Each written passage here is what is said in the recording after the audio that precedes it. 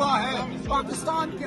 ইসলামাবাদে পাকিস্তানের যৌথ বিরোধী জোট টিটিএপি ২৭তম সংবিধান সংশোধনীর প্রতিবাদে বিক্ষোভ মিছিল করেছে। ১৮ই নভেম্বর পার্লামেন্ট হাউস থেকে শুরু হওয়া এই মিছিলটি সুপ্রিম কোর্টের সামনে গিয়ে শেষ হয়। এ তথ্য জানিয়েছে জিও নিউজ। জোটের শীর্ষ নেতাদের মধ্যে মাহমুদ খান আচাকজাই, আল্লামা রাজা নাসির আব্বাস, ব্যারিস্টার গওহর আলী খান সহ বিভিন্ন দলের সংসদ সদস্য, আইনজীবী ও কর্মীরা এতে অংশ নেন। শান্তিপূর্ণ বিক্ষোভ শেষে টিটিএপি দেশব্যাপী ব্ল্যাক ডে পালনের ঘোষণা দিয়েছে।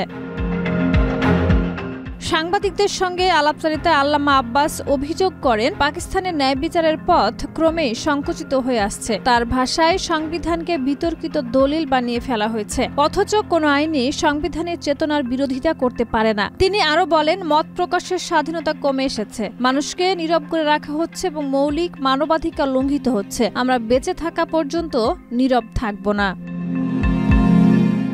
জোট জানিয়েছে ২০ নভেম্বর সারা দেশে সমর্থকরা কালো ব্যাজ ধারণ করে ব্ল্যাক ডে পালন করবে। পাশাপাশি আন্দোলনের ধারাবাহিকতায় একটি জাতীয় সম্মেলনও আয়োজন করা হবে।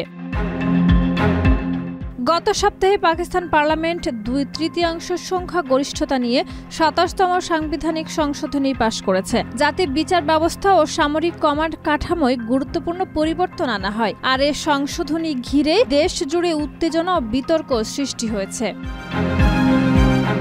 শাহিদা রুবি, মাই টিভি।